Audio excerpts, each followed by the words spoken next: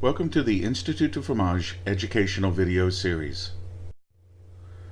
During the American Cheese Society conference, I had an opportunity to talk to a few cheesemakers. These are 5 questions for a cheesemaker. This session, Andy Hatch with Uplands Cheese Company. Hi Andy. Hey, Michael. How you doing? Great. Good. So I got 5 questions for you. Our first question is, what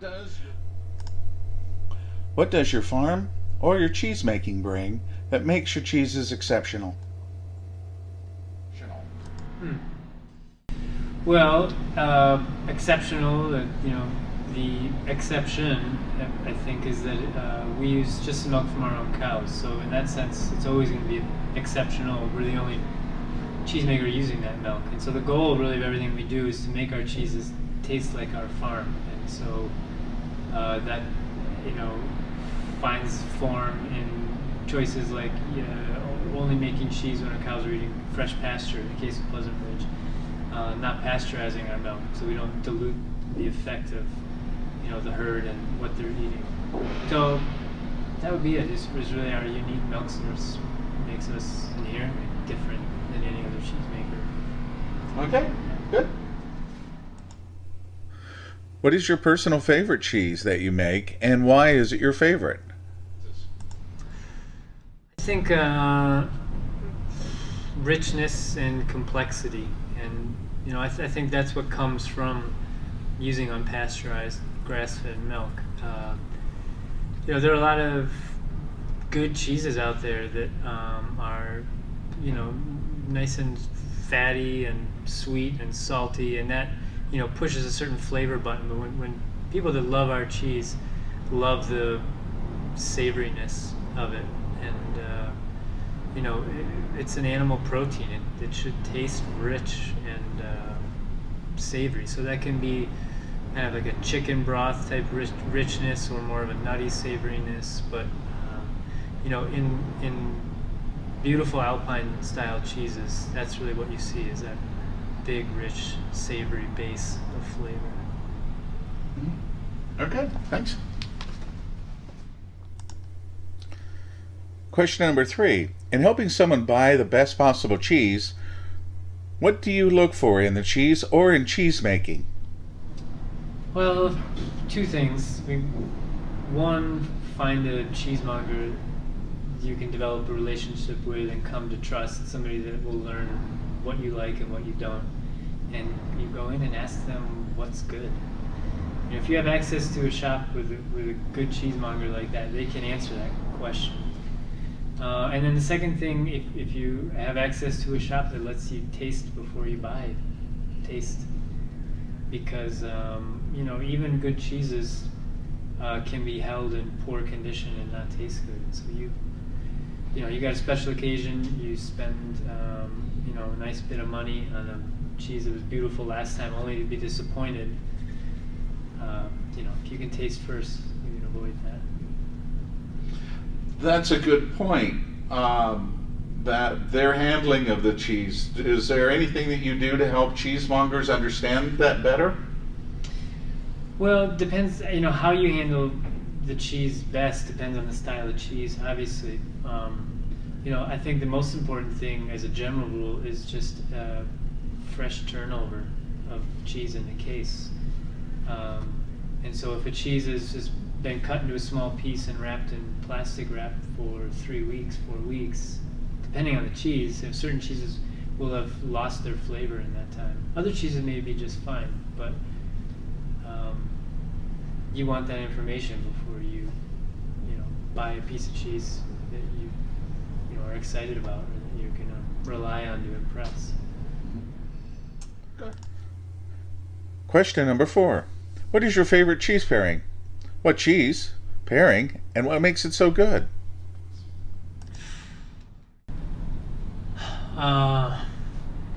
With Pleasant Ridge Reserve, probably onions in all their different forms. I eat Pleasant Ridge melted oftentimes. So in an omelet, on a sandwich, on a pizza, soup, on French onion soup, and I just think if you usually saute or even grill onions, you get that they're savory, but there's a caramelized sweetness to them, and the interplay between that and the savoriness, sweetness of Pleasant Ridge and saltiness is just infinite. It's beautiful. Wow, first time I ever heard that. I never really thought about that. So, if you had those two, what else? 1/3, another component. A nice dry Riesling. All right, adding a little bit of alcohol to it. Never hurts. All right, good. Thank you. Question number 5. What is a question that you want someone to ask you about your farm or cheese making that no one has asked? We get asked all the time about certain procedures, or how we go about this, or about cows or characteristics of the cheese, but I don't think I've ever been asked what my favorite part of the day is, actually. And I have, there'd be some strong candidates, but I don't think I've ever been asked that. So, what's your... At the last minute, I had a question. So, what's your favorite part of your day? Well, this time of year, I'll leave the creamery around 6 at night and walk home. And then on my walk home, I live across the fields on the south end of the farm. The cows are coming out of the barn from milking, and I walk out and watch the cows graze for about 20 minutes, and it sort of just puts everything in perspective. A cheese factory demands a lot of concentration and detailed focus, and to be out there in the pasture with big animals and this big sky sort of just dials back the focus and settle down, and it's really calming. And then, of course, I actually get a lot of my best thinking done then. Serene. Yeah. Peaceful. Yeah. Good. Well, Andy, thank you very much. Of course, anytime. All right. Before he left, he had a quick story. Yeah, well, this is one that came to light recently. We fatten pigs on our farm on the way, and we started sending hams down to La Quercia, Iowa. They cure prosciutto. In my mind, the best prosciutto in the country. And their business is almost exactly the same age as ours, I think, 17, 18 years. And sure enough, I was down there for a visit, and we came across an old upright refrigerator, and heard one of La Quercia said, that's where I ripened my very first prosciutto. It's the same exact style fridge that we used to ripen the very first batches of Pleasant Ridge. These old retail upright fridge with the glass doors. So someday soon, we're gonna have a party and bring both fridges together, load them with beer, and maybe when we all turn 25 years in business. Wow. Yeah.